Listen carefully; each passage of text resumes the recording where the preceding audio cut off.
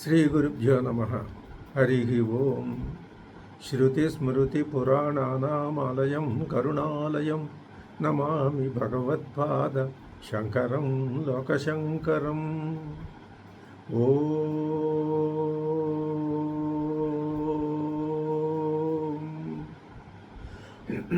భద్రం కర్ణేభిః శృణుయామ దేవాః భద్రం పశ్యేమాక్షభిర్యజత్రాः స్థిరైరంగైస్తుష్టువాగుంసస్తనూభిः వ్యశేమ దేవహితం యదాయుः. స్వస్తి న ఇంద్రో వృద్ధశ్రవాः స్వస్తి నః పూషా విశ్వవేదాः స్వస్తి నస్తార్క్ష్యోరిష్టనేమిः స్వస్తి నో బృహస్పతిర్దధాతు. ఓం శాంతి శాంతి శాంతి. ముండకోపనిషత్తు నెమ్మదిగా తన ఉపదేశాన్ని ప్రారంభిస్తున్నది. అది 2 విద్యలు అని చెప్పి, ఆ 2 విద్యలు అపరావిద్య పరావిద్య అని చెప్పి,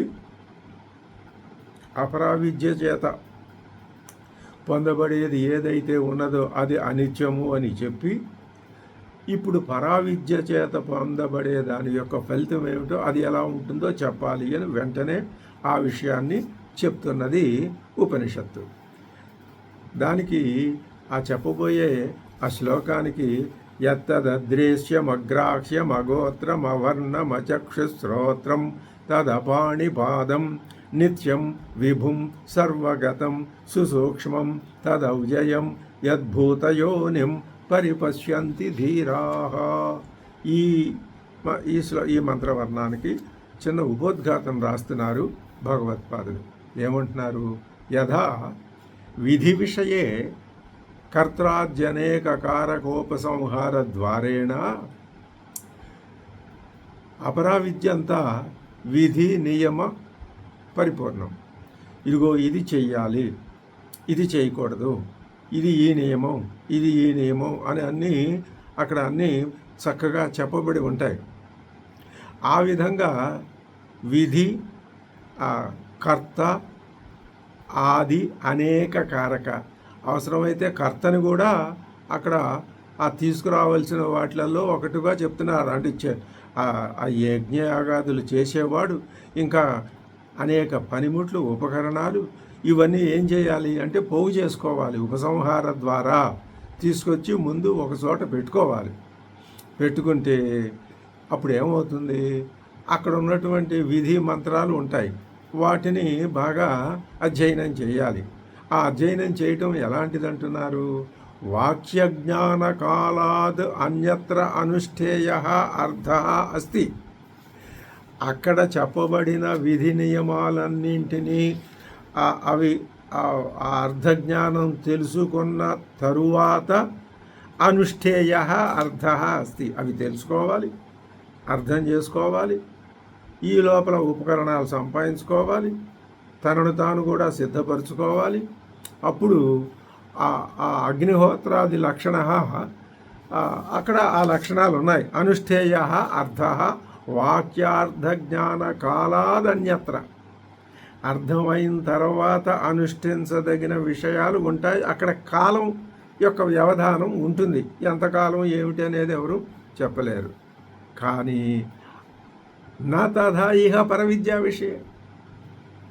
అపర విద్యా విషయంలో సామగ్రి అంతా సమకూర్చుకోవాలి, వాక్యార్థ జ్ఞానాన్ని తెచ్చుకోవాలి, అప్పుడు ప్రారంభం చేయాలి. ఇంత ఉంది అక్కడ.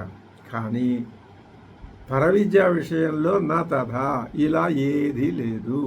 ఈ మాట చెప్పేసరికి మనకి ఎంతో ఆశ్చర్యం కలుగుతుంది. ఇలాగ కూడా జరగవచ్చునా, జరుగుతుందా, ఇలా సంభవమా అనే ఆశ్చర్యం కలుగుతుంది. ఆశ్చర్యం కలగటమే కాదు, ఆనందం కూడా కలుగుతుంది. ఎందుకని? మనం ఈ విషయాన్ని ఎట్టి పరిస్థితుల్లో మర్చిపోకూడదు. మనకి గతంలో ఈ విధమైనటువంటి అనేక యాగ కారక కారకాలన్నింటినీ ఉపసంహారం చేసి పెట్టుకోవడం అనేది తెలుసు. ఆ ప్రక్రియలో అనుభవం ఉంది. అయితే ఇప్పుడు అదంతా మళ్ళీ చెయ్యాలా, ఇక్కడ కూడా ఆ విధానాన్ని అమలు జరపాలా అనే ఒక సంశయం ఉంది.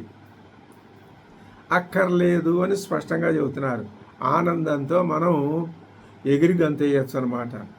నా తథా ఇక పరవిద్యా విషయం. పరవిద్యా విషయంలో నీకు తెలుసుకోవటం అనేది తెలుసుకోవటం అక్కడ ఉంది, ఇక్కడ ఉంది. కానీ సామగ్రిని పోగు చేసుకుని ఆ విధి నిషేధాలని తెలుసుకున్న తర్వాత ఇంకా పని ఉంది. అది ఇక్కడ లేదు. ఏమంటున్నారు? వాక్యార్థ జ్ఞాన సమకాలే ఏవతు పర్యవసితో భవతి. నీకు వాక్యార్థ జ్ఞానం అర్థమైన మరుక్షణం కూడా కాదు, అర్థమైన క్షణంలోనే పర్యవసిత, నీకు దాని ఆ విద్యా పరిసమాప్తి అయిపోతుంది. నీకు సిద్ధించవలసిన లాభం సిద్ధిస్తుంది, ప్రయోజనం సిద్ధిస్తుంది. అంటే వాక్యార్థం అంటే ఇక్కడ ఒకటే వాక్యం అర్థం చెప్తారు. ఏది? తత్వమసి. తత్వమసి అనేది ఛాందోగ్యోపనిషత్తు చెప్పినటువంటి మహావాక్యం. 4 మహావాక్యాలు గ్రహించారు పెద్దలు. 4 ఉపనిషత్తుల నుంచి 4 మహావాక్యాలు గ్రహించారు. అందులో ఈ ఉదాహరణకి తత్వమసి అనేది మహావాక్యం. మహావాక్యం ఎందుకైందండి? అందులో 3 కదా ఉన్నాయి పదాలు. అంటే పదాలు ఇన్ని అనే సమస్య కాదు. అది చెప్పేటటువంటి అర్థం యొక్క గొప్పతనం, దాని యొక్క మహత్వం అంతటిది. తత్వమసి. తత్ అంటే అది, త్వం అంటే నీవు, అసి అంటే అయి ఉన్నావు. అది నీవు అయి ఉన్నావు, నీవు అది అయి ఉన్నావు, నీవు అదే అయి ఉన్నావు, అదే నీవు అయి ఉన్నావు, నీవు అదే అయి ఉన్నావు. నీవు అంటే తెలుస్తోందండి. అది అంటే అశరీరం శరీరేషు, మనలో మొత్తం సర్వవ్యాప్తమైనటువంటి సర్వజ్ఞ సర్వశక్తి సమన్వితమైన ఒక అద్భుతమైన పరమాత్మ తత్వం అది అంతటా ఉంది. అంతటా ఉంది అన్నప్పుడు నీలోనూ ఉంది, నీలోని ప్రతి అణువులోనూ ఉంది. అసలు సృష్టిలో అంతా వ్యాపించే ఉంది అది. అలాంటప్పుడు నీలోనూ నాలోనూ ఉండదా? ఉంది.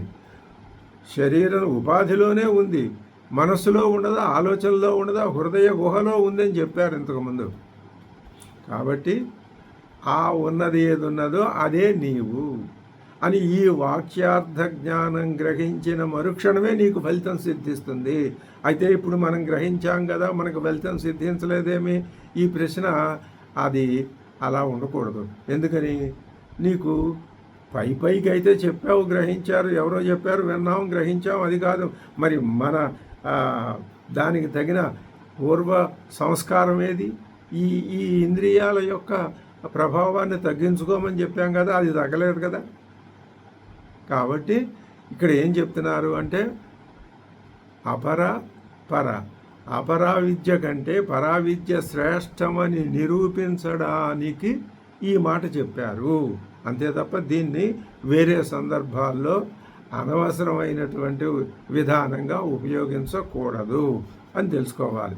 వాక్యార్థ జ్ఞాన సమకాలే ఏవతు పర్యవసితో భవతి కేవల శబ్ద ప్రకాశితార్థ జ్ఞాన మాత్ర నిష్ఠా వ్యతిరిక్త అభావాత్. నీకు కేవలం ఆ తత్వమసి అనేటటువంటి మహావాక్య శబ్దం అంటే ఆ మహావాక్యం, ఉపనిషద్ వాక్యాలే శబ్దం. ఆ శబ్దం చేత ప్రకాశితమైన తెలియజెప్పబడేటటువంటి అర్థం, ఆ అర్థం ఆ జ్ఞానమాత్ర, ఆ అర్థం యొక్క జ్ఞానమాత్ర నిష్ఠ, ఆ జ్ఞానంలోనే నిష్ఠ నువ్వు శుభ్రంగా దృఢంగా సునిశ్చితంగా సుబద్ధంగా అందులో నువ్వు నిలబడి ఉండిపోతే ఇంకా అక్కడ నీకు వ్యతిరేకాన్ని కలిగించేవేమీ లేవు. కాబట్టి ఏం చెప్తున్నాము అంటే ఇది పరావిద్య యొక్క మహత్వం అని చెప్తూ తస్మాత్ ఏమంటున్నారు? ఇహ పరాం విద్యాం సవిశేషణేన అక్షరేణ విసినష్టి. సవిశేషేణ అక్షరేణ అంటే విశేషణాలతో కూడినటువంటి అక్షర బ్రహ్మతో శృతి పరవిద్యని ఇక్కడ మనకు ఎదురుకుండా నిలబెడుతున్నది. అక్షరాలతో అంటే ఇక్కడ ఆ పరబ్రహ్మని తెలియజెప్పేటటువంటి విశేషణాలతో చెప్తున్నది. సవిశేషణేనా అనేక విశేషణాలతో. ఏమని యత్తదృశ్యం ఇట్లా మొదలైన ఈ మంత్రవర్ణం ఉన్నది కదా, ఈ మంత్రవర్ణంలో పరమాత్మను గురించి వివరించి పరమాత్మ లక్షణాలు చెప్తున్నారు. అది వక్ష్యమాణం బుద్ధౌ సంహృత్య. ఇది దీనికి ఒక చిన్న కొసమెరుపుని జోడిస్తున్నారు స్వామివారు. ఏమని ఎలా చెప్తున్నారో తెలుసా? అన్ని విశేషణాలు చెప్పారు, బాగుంది. ఇది ఎలా ఉందంటే అక్కడ రెడీమేడ్గా సిద్ధంగా ఉన్న వస్తువుని ఇదిగో చూడు, ఇలాతో ఇదిగో తీసుకో, ఇదిగో చేత్తో పుసుకుని పట్టుకుపో అన్నంత వక్ష్యమాణం బుద్ధౌ సంహృత్య. అది అంటే బుద్ధి యందు ఉంచుకొని దేనిని సిద్ధవతు ఎదురుకుండా సిద్ధంగా సిద్ధ వస్తువుని తెలియజెప్పినట్లుగా నీకు ఎదురుకుండా కళ్ళకు కట్టినట్లు చూపిస్తున్నది అంటున్నారు. కాబట్టి ఇప్పుడు అవతారికి ఎలా ఉంది? యథా విధి విషయే కర్త్రాద్యనేక కారకోపసంహార ద్వారేణ వాక్యార్థ జ్ఞాన కాలాద్ అన్యత్ర అనుష్ఠేయ అర్థ అస్తి అగ్నిహోత్రాది లక్షణ న తథా ఇహ పరవిద్యా విషయే వాక్యార్థ జ్ఞాన సమకాలే ఏవతు పర్యవసితో భవతి కేవల శబ్ద ప్రకాశితార్థ జ్ఞాన మాత్ర నిష్ఠా వ్యతిరిక్త అభావాత్. తస్మాత్ ఇహ పరాం విద్యాం సవిశేషణేన అక్షరేణ విసినష్టి. విశేషణాలతో కూడినటువంటి పదాలతో విసినష్టి వర్ణించి ప్రత్యేకించి చెప్తున్నారు.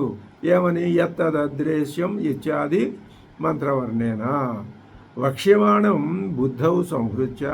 చెప్పబోయే పరమాత్మ యొక్క లక్షణాలని బుద్ధిలో ఉంచుకొని సిద్ధవతు పరామృశ్యత ఎదురుకుండా ఉన్నదాన్ని చూసి అదిగో చూడు అదిగో చూడు అని అన్నట్లుగా సిద్ధ వస్తువుని చూపించి చెప్తున్నది.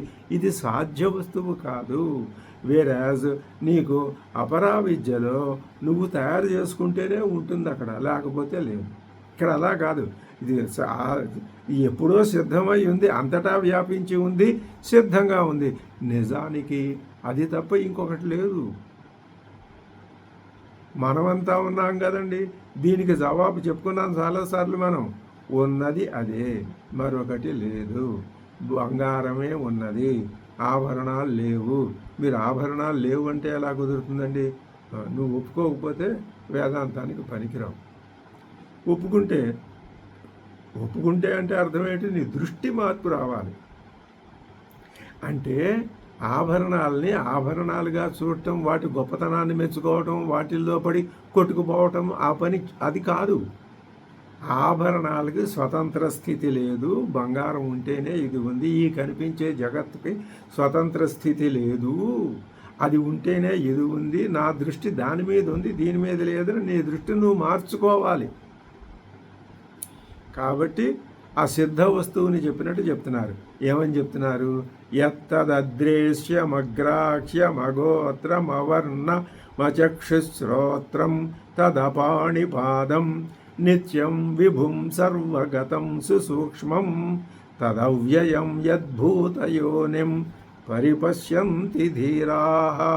ధీరాః అనే మాట మనకి అనేక సార్లు వచ్చింది. పరిపశ్యంతి చూస్తున్నారు. ఎవరు? ధీరాః. దేనిని అంటే ఏ అక్షర బ్రహ్మ అయితే ఉన్నదో దానిని. అది యత్తదృశ్యం అంటే అది కంటికి అదృశ్యం. అద్ర అంటే దృష్టి, చూచుట. అదృశ్యం కంటికి కనబడేది కాదు. దాన్ని వీళ్ళు పరిపశ్యంతి ధీరాః చూస్తున్నారు. ఎవరు? ధీరులు.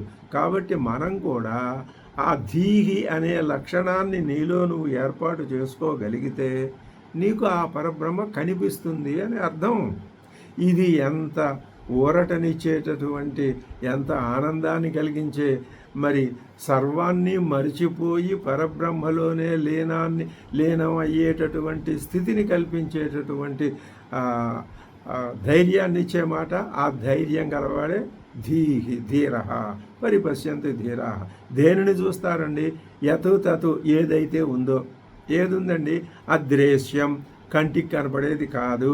అలాగే అగ్రాహ్యం చేతులతో పట్టుకోబడేది కాదు, గ్రహించటానికి వీలైనది కాదు.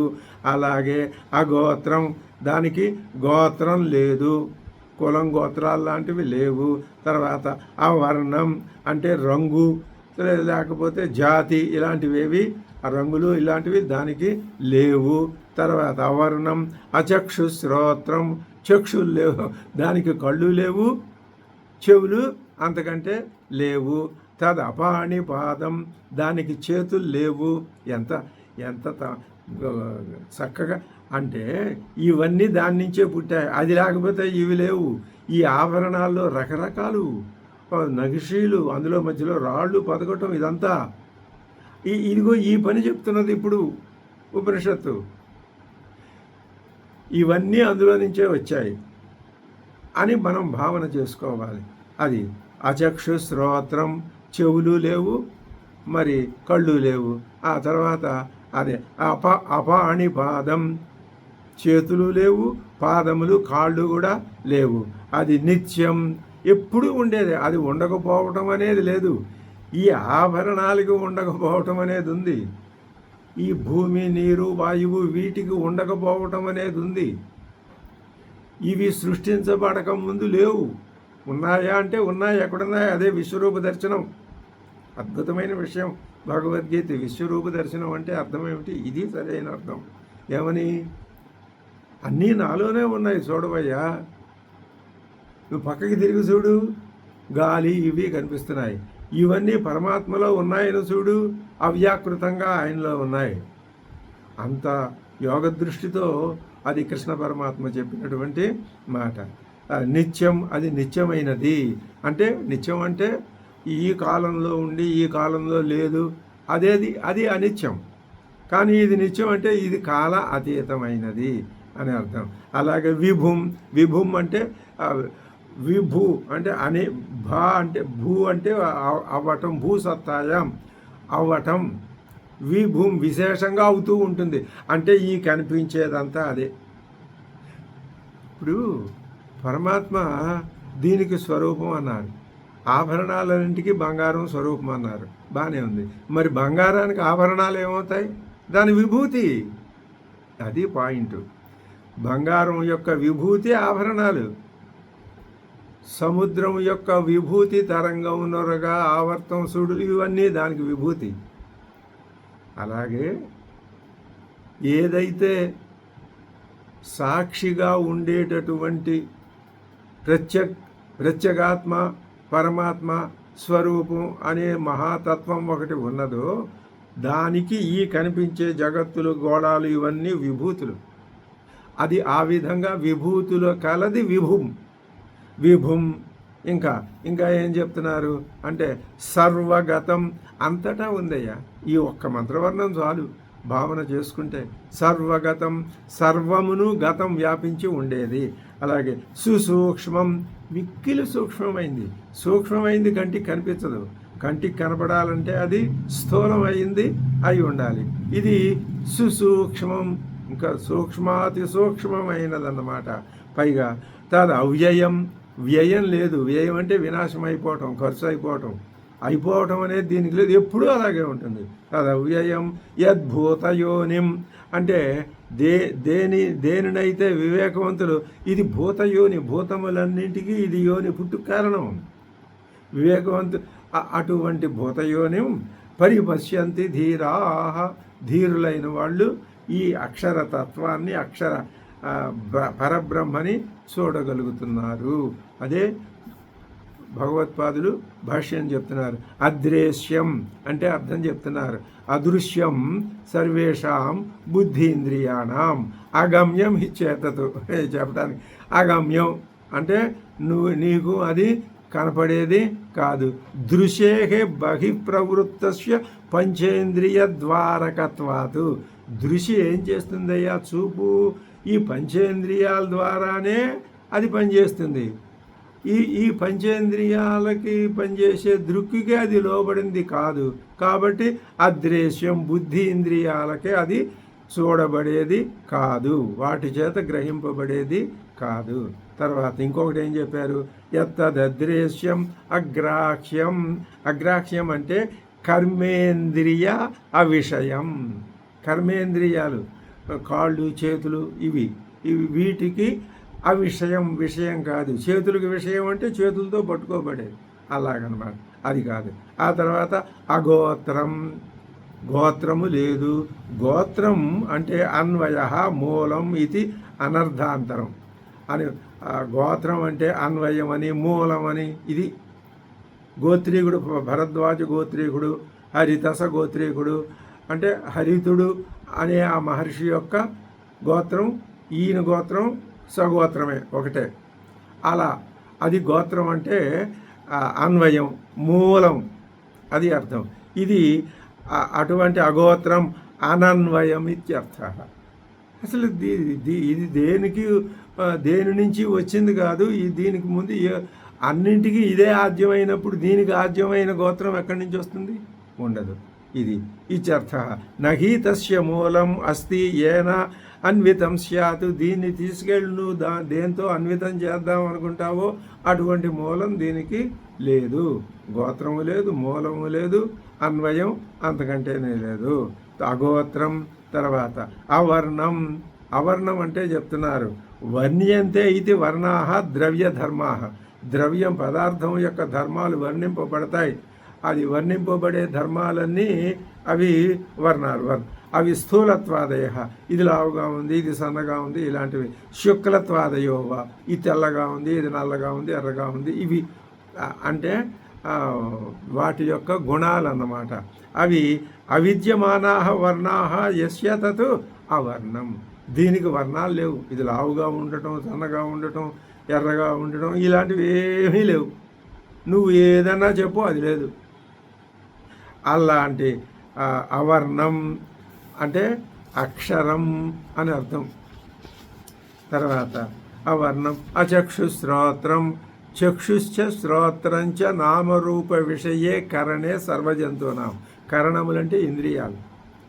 చక్షువు శ్రోత్రము అన్ని ప్రాణులకి ఇవి ఏమిటి? నామరూప విషయాలు. నామం రూపం అంటే సకల ప్రాణులకి నామాన్ని తెలిపే చెవి, రూపాన్ని తెలిపే చూపు అనేటటువంటి ఇంద్రియాలు ఉంటాయి. అవి నామరూప విషయే కరణే. నామరూప విషయాల్లో ఉపయోగించే కరణములు, ఇంద్రియములు ఎవరికి? సర్వజంతువునాం. తే అవిద్యమానే యస్య తత్. అది అచక్షుశ్రోత్రం. అవి లేవు దీనికి. పరమాత్మకి కళ్ళు చెవులు లేవు. ఉంటే మనలాంటి వాడు అయిపోతాడు. తర్వాత అచక్షుశ్రోత్రం అంటే ఇంకొక మాట చెప్తున్నారు. అంటే ఏంటన్నమాట? ఏ బ్రహ్మ అయితే సర్వాన్ని సామాన్యంగా తెలిసేది మరియు విశేషంగా కూడా తెలిసేది అని ఆ బ్రహ్మ చైతన్యం కాలది అనే విశేషణంతో కలిపి చెప్పడం వలన సంసారుల వలె బ్రహ్మకి కూడా కన్ను, చెవి, ముక్కు మొదలైన ఇంద్రియాలు పనులు నిర్వర్తించుకుంటూ ఉంటాయి అనే అర్థం మనలో బాగా వ్యాపించి ఉంది. ఆ పరమాత్మ వింటాడు, ఆ పరమాత్మ చూస్తాడు, ఆ పరమాత్మ అభయం ఇస్తాడు, రక్షిస్తాడు, సంహరిస్తాడు. ఇలాంటివన్నీ ఇది ఏ లక్షణాలు తెలియజేస్తున్నాయి? ఆ చక్షుశ్రోత్రాలు ఉన్న వాడి లక్షణాలని తెలియజేస్తున్నాయి. అదే చెప్తున్నారు, యస్ సర్వజ్ఞ సర్వవితు ఇది చేతనావత్వ విశేషణాత్ ప్రాప్తం. ఈ లక్షణాలు చెప్పటం వల్ల దానికి చైతన్యం ఉన్నది. దానికి సర్వజ్ఞుడు, సర్వవితు, అన్నీ తెలుసును. అన్నీ తెలుసును అంటే ఎలా తెలుసును? అన్నీ చూసి తెలుసుకున్నాడా, విని తెలుసుకున్నాడా అని ఒక అనుమానం వచ్చి ఈయనకు కూడా నామరూపాధ్యాత్మక క్రియాత్మకాలైనటువంటి చక్షుశ్రోత్రాలు ఉన్నాయి. సంసారిణామివ చక్షుశ్రోత్రాది కరణై అర్థసాధకత్వం అనే అర్థం ఒకటి లోకంలో వచ్చి పడుతుంది. తదిగా అచక్షుశ్రోత్రం ఇది వార్యతే. ఆ లక్షణం లేదు కాబట్టి అది లేదని ఎలా చెప్తున్నారు? అచక్షుశ్రోత్రం అనే మాటతో చెప్పారు. ఎలాగండి అంటే శ్వేతాశ్వతరోపనిషత్తు చెప్తుంది. ఏమండి, కళ్ళు ఉన్నవాడే చూస్తాడు అని లోకం. పరమాత్మకి కళ్ళు లేవు అయినా చూస్తాడు. చెవులు ఉన్నవాడే వింటాడు అని లోకం.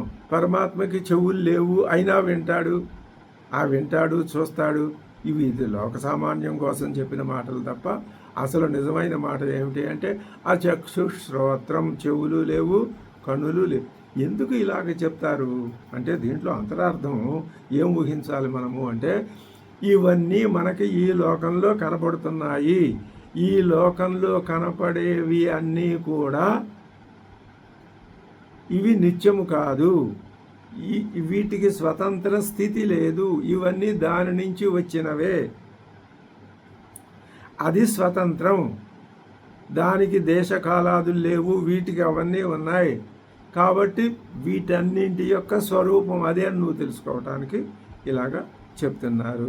పశ్యత్యచక్షు సశృణో చకర్ణ అని శ్వేతాశ్వతరోపనిషత్తులో చెప్పారు అని చెప్పారు. ఇంకొక మాట చెప్పారు, తదపాణి పాదం, పాణి పాద ఇవి రెండు లేవు.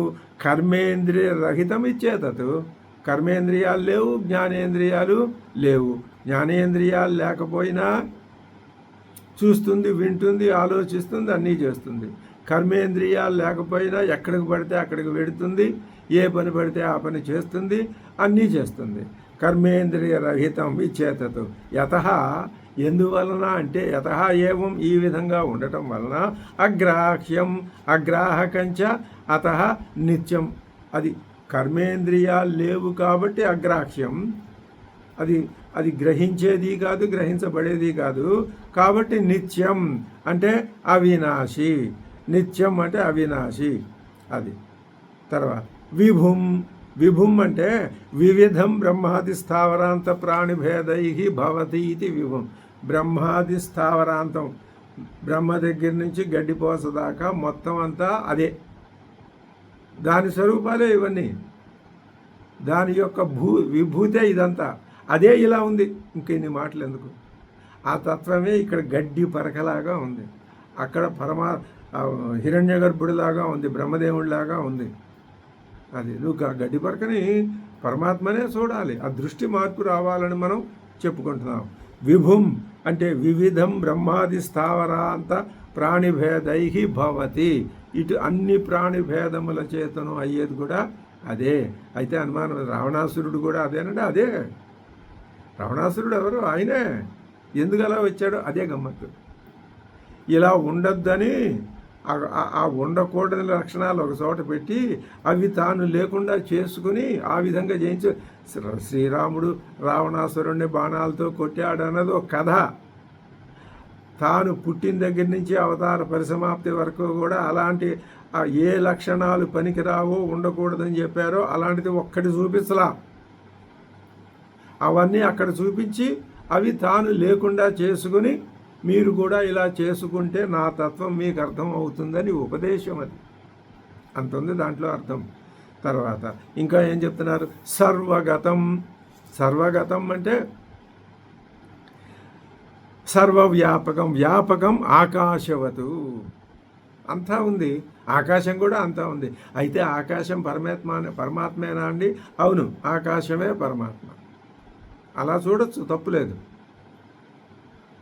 అయితే మరి ఆకాశం మనకు కనపడుతుంది కదండి. ఎలా కనపడుతుంది అంటే వస్తువుకి మధ్యలో ఉన్నది కనపడుతోంది కదండి. అవును, కనపడుతోంది. ఈ విధంగా అంతటా వ్యాపించి ఉన్నది కూడా కనపడుతోంది. కానీ ఒక చిన్న భేదం ఉంది. ఏమిటా భేదము అంటే ఆకాశం జడ పదార్థం, ఈ పరమాత్మ శుద్ధ చైతన్య స్వరూపం. అంటే అర్థం ఏంటనమాట తేడా? ఆకాశానికి చైతన్యం లేదు. చైతన్యం అంటే ఆ ఒక్క లక్షణం మనిషికే ఉంది కాబట్టి ఆకాశం కూడా మనిషికి లోబడిందే. ఏ లక్షణం ఒక్కటి మనిషికే ఉంది అంటే నేను ఉన్నాను, అహమస్మి అహమస్మి అహమస్మి అహం అస్మి అహం అస్మి, మధ్యలో బ్రహ్మ, అహం బ్రహ్మాస్మి. బ్రహ్మ ఉన్నా లేకపోయినా ఒకటి అహమస్మి, ఇదే జ్ఞానం. అహం బ్రహ్మాస్మి అంటే నేను బ్రహ్మనై ఉన్నాను అంటే బ్రహ్మ అంటే నీవు ఉండటం బ్రహ్మకు వరకు పరిమితమా అని వస్తుందేమో. అలా చెప్పచ్చో చెప్పకూడదు. కానీ అహం బ్రహ్మాస్మి అంటే నేను బ్రహ్మ అంటే ఇక్కడ పరమాత్మ, నేను పరమాత్మ స్వరూపుణ్ణే. పరమాత్మ స్వరూపుణ్ణి అని కూడా అంతసేపు అంటాం కూడా అక్కడ అహమస్మి అస్మి అస్మి అస్మి అస్మి ఉండటం ఉన్నాను అదే తత్వం. అదే జ్ఞానం, బ్రహ్మజ్ఞానం. కాబట్టి ఇది సర్వగతం, వ్యాపకం. దేనిలాగా? ఆకాశవతు వ్యాపకం. సుసూక్ష్మం అంటే శబ్దాది స్థూలత్వ కారణరహితత్వాతు. సూక్ష్మం. శబ్దాది కారణాలు ఇప్పుడు ఆకాశానికి శబ్దం గుణకం, వాయువుకి స్పర్శ గుణకం, తర్వాత తేజస్సుకి రూపం శబ్దం రూపం గుణం, అలాగే జలానికి రసం గుణం, పృథివికి గంధం. ఇవన్నీ రాను రాను వచ్చేసరికి స్థూలం శబ్ద గుణకం దగ్గర నుంచి గంధం దాకా స్థూలం అయిపోతూ వచ్చాయి. అసలు అలాంటి గుణాలే లేవు కాబట్టి స్థూలత్వాదులు పరమాత్మలో లేవు కాబట్టి సూక్ష్మం. ఇప్పుడు మనకి ఏమర్థమవుతుంది అంటే సూక్ష్మం అంటే ఎలా ఉంటుంది? భూమి ఇది స్థూలం, భూమి గంధవత్వం కలది, బాగానే ఉంది, అది స్థూలం. భూమి కంటే కొంచెం సూక్ష్మమైంది జలం, దాంట్లోంచి ఇది వచ్చింది కాబట్టి. ఈ రెండింటికంటే ఇంకొంచెం సూక్ష్మమైంది తేజస్సు, దాంట్లో నుంచి ఈ రెండు వచ్చినాయి కాబట్టి. ఈ మూడింటికంటే ఇంకొంచెం సూక్ష్మమైంది వాయువు, దాంట్లో నుంచి ఈ మూడు వచ్చినాయి కాబట్టి. ఈ నాలుగింటికంటే సూక్ష్మమైంది ఆకాశం, ఈ నాలుగు దాంట్లోంచి వచ్చినాయి కాబట్టి.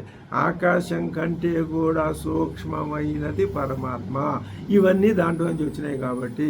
ఇప్పుడు అక్కడ ఏం అడుగుతాం మేము అంటే ఇంకా దానికంటే సూక్ష్మ, ఇలా అడుగుతూ పోతే దానికి ఒక అంతు దరి ఉండదు. దాన్ని అనవస్థా దోషం అంటారు. కాబట్టి పరమాత్మే అన్నింటికంటే పరమమైన సూక్ష్మం. ఆ సూక్ష్మతత్వాన్నే ఇక్కడ ఏమన్నారు? సుసూక్ష్మం అన్నారు. శబ్దాది స్థూలత్వ కారణ రహితత్వాదు, అవి లేవు. శబ్దాదయో హి ఆకాశ వాయువాదీనాం ఉత్తరోత్తరం స్థూలత్వ కారణాన్ని. శబ్దం, దానికంటే స్పర్శ, దానికంటే రూపం, దానికంటే రసం, దానికంటే గంధం, ఇవన్నీ ఉత్తరోత్తర పోయిన కొద్దీ స్థూలత్వం అయిపోయి ఇదిగో పృథివీ ఎంత స్థూలమై కూర్చున్నాయి. తర్వాత ఉత్తరోత్తర స్థూలత్వ కారణాన్ని తదభావాత్, ఇవన్నీ ఏమీ లేవు దాంట్లో. ఇవన్నీ దాంట్లో నుంచి వచ్చినాయి. బంగారంలో ఈ జిలుగులు నగిషీలు ఏమీ లేవు, అది శుద్ధ చైతన్య స్వరూపం బంగారం, శుద్ధ బంగారం. దాంట్లోంచి ఇవన్నీ వచ్చినాయి, ఇవి మళ్ళీ దాంట్లోకే పోతాయి. దీన్ని కరిగిస్తే దేంట్లోకి పోతుంది? ఆ ఆభరణం మళ్ళీ బంగారం అయిపోతుంది. అలాగే మనం ఏమనుకుంటున్నాం, ఇక్కడే ఉంది.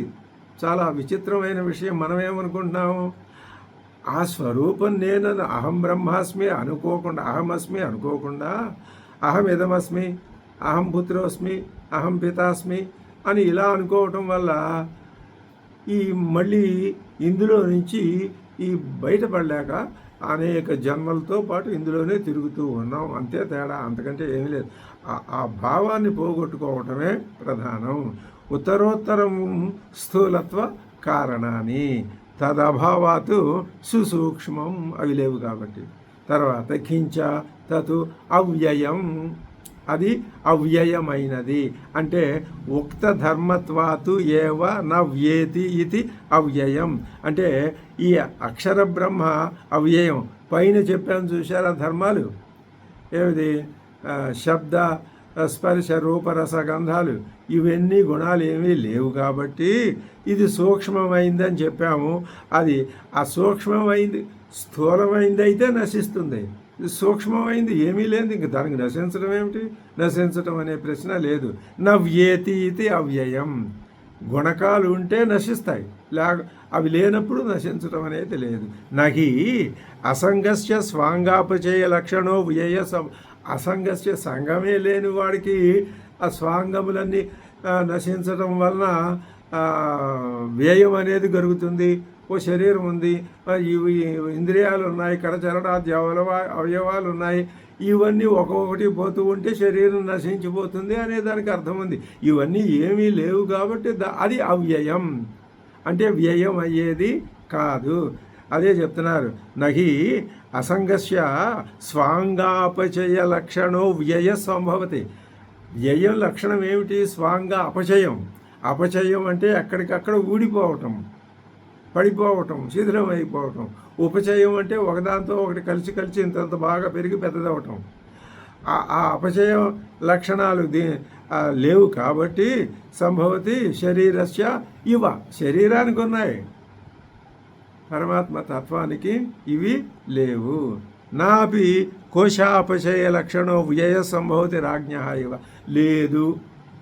రాజుగారి కోశాగారం ఉంది, అందులో ఒకప్పుడు సమృద్ధిగా ధనం ఉంది, అక్కడ ధనం క్రమంగా ధనం అంతా ఖర్చు అయిపోయి శూన్యం అయిపోయింది. అది వ్యయం. దీనికి అసలు సంపూర్ణ ఇది అలాంటివేమీ లేవు కాబట్టి ఒకసారి ఉండటం, ఒకసారి నిండుగా ఉండటం, లేకపోవటం అనేది లేదు కాబట్టి దీనికి వ్యయం అనేది లేదు. నాపి గుణద్వారకో వ్యయ సంభవతి, గుణాల ద్వారా సంప్రాప్తించేటటువంటి వ్యయం అన్నది ఈ పరమాత్మ తత్వానికి నా సంభవతి. ఎందుకని? అగుణత్వాతు, గుణములు లేవు అని చెప్పటం వల్ల. అంతేకాదు సర్వాత్మకత్వాతిచ, అంతటా వ్యాపించి ఉన్నదానికి ఈ లక్షణాలు ఏమీ ఉండవు. ఇందులో ఏ ఒక్క లక్షణం ఉన్నా అది అంతటా వ్యాపించిందనే ఆ తత్వాన్ని పోగొట్టుకుంటుంది. అప్పుడు అది పరమాత్మ తత్వం కాదు. యతు ఏవం లక్షణం భూతయోనిం, ఇది భూతయోని.